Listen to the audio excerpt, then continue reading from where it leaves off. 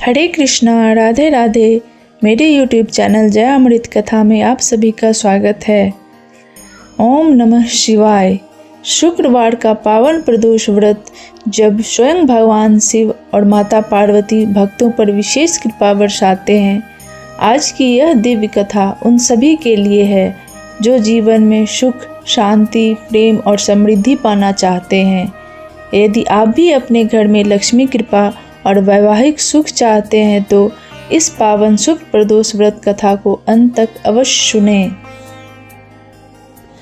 प्रिय भक्तों, शिव पुराण के अनुसार जो भी इस पावन कथा को पूर्ण निष्ठा से सुनता है उसे ऋण, रोग, संकट और दरिद्रता से मुक्ति मिल जाती है। कलयुग के इस कठिन दौर में जब चारों ओर अधर्म और अशांति है, तब केवल महादेव की कृपा ही एक सुरक्षित किनारा है।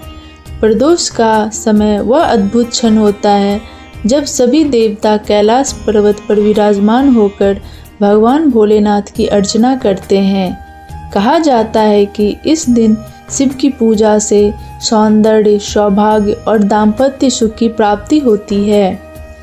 सोने के थाल का रहस्य।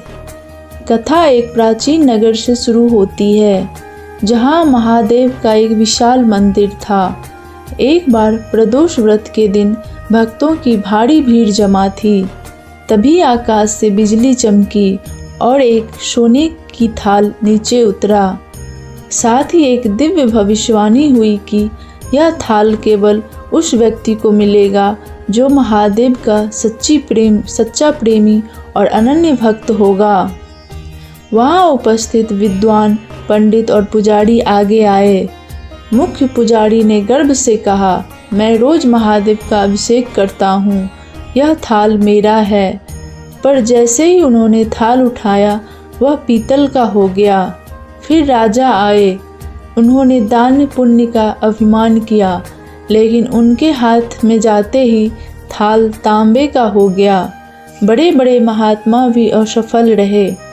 तभी वहाँ एक साधारण किसान आया जो गरीबी के बोझ तले दबा था और दिन भर खेतों में मेहनत करता था।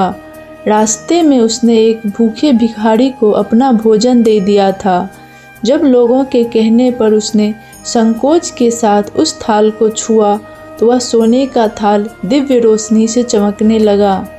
किसान ने बताया कि वह कोई विशेष पूजा नहीं करता, बस ज़रूरतमंदों की सेवा करता है और शिव नाम जपता है।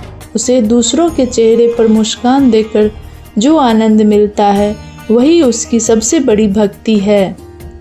तो भक्तों, महादेव को दिखावा नहीं बल्कि शुद्ध हृदय और सत्कर्म पसंद है। लेकिन क्या आप जानते हैं कि एक छोटे से अपराध के कारण एक राजकुमार को दर दर की ठोकरें खानी पड़ी?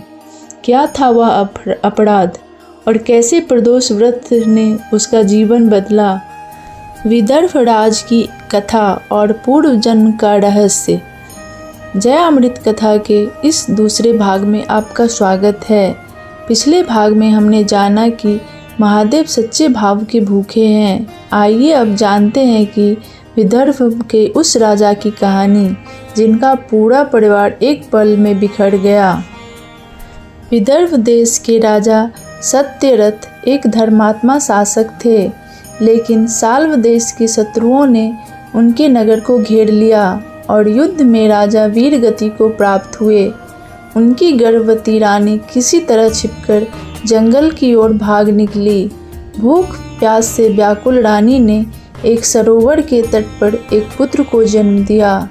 नियति का खेल देखिए, उसी समय सरोवर के एक मगरमच्छ ने रानी को अपना आहार बना लिया और वह नवजात बालक अनाथ होकर किनारे पर रोने लगा। संयोगवश वहाँ उमा नाम की एक विधवा ब्राह्मणी पहुँची जो खुद दर दर की ठोकरें खाकर भिक्षा मांगती थी। उस बालक को लावारिस देख वह असमंजस में थी। तभी साक्षात भगवान शिव ने एक भिक्षुक के रूप में आकर उसे आदेश दिया कि वह इस बालक का पालन पोषण अपने पुत्र के समान करें।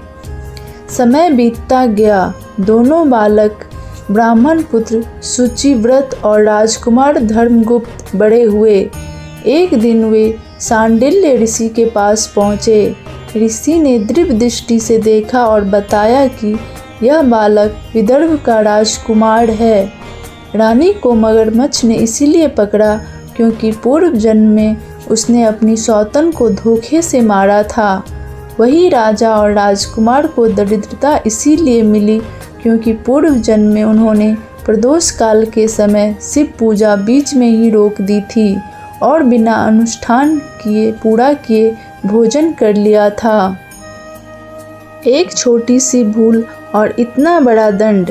ऋषि सांडिल्य ने उन बालकों को इस पाप से मुक्ति का क्या उपाय बताया? क्या वह राजकुमार अपना खोया राज वापस पा सका? जानने के लिए देखें इस कथा का अंतिम और तीसरा भाग। राजकुमार का राज्याभिषेक और प्रदोष का फल। महादेव की महिमा अपरंपार है। जयामृत कथा के इस अंतिम भाग में आप जानेंगे कि कैसे प्रदोष व्रत ने एक निर्धन राजकुमार को फिर से सिंहासन पर बिठाया। ऋषि सांडिल्य के आदेश पर दोनों बालकों ने प्रदोष व्रत और शिव की उपासना शुरू की। एक बार वन में राजकुमार की मुलाकात गंधर्व कन्या अंशुमति से हुई। गंधर्व राज ने बताया कि स्वयं महादेव ने उन्हें स्वप्न में आदेश दिया है कि वे अपनी पुत्री का विवाह राजकुमार धर्मगुप्त से कर दें और उन्हें उनका राज्य वापस दिलाने में मदद करें। शिवजी की कृपा और गंधर्व सेना की मदद से राजकुमार ने अपने शत्रुओं का नाश किया और पुनः विदर्भ के सिंहासन पर बैठे। जिस ब्राह्मणी ने उन्हें पाला था वह राजमाता बनी। जो भी मनुष्य प्रदोष काल में एकाग्र मन से शिव की पूजा करता है उसके धन्य धान्य और सौभाग्य में वृद्धि होती है। अंत में ब्रह्मा जी ने नारद जी को बताया कि प्रदोष व्रत करने वाला व्यक्ति 100 जन्मों तक कभी दरिद्र नहीं होता। तो भक्तों, यह थी शुक्र प्रदोष व्रत की महिमा। शिव की भक्ति में वो शक्ति है जो सोए हुए भाग को भी जगा सकती है। अगर आपको यह कथा पसंद आई हो तो कमेंट में ओम नमः शिवाय जरूर लिखें और जया अमृत कथा परिवार का हिस्सा बने। भगवान भोलेनाथ आप सभी की मनोकामनाएं पूर्ण करें। हर हर महादेव।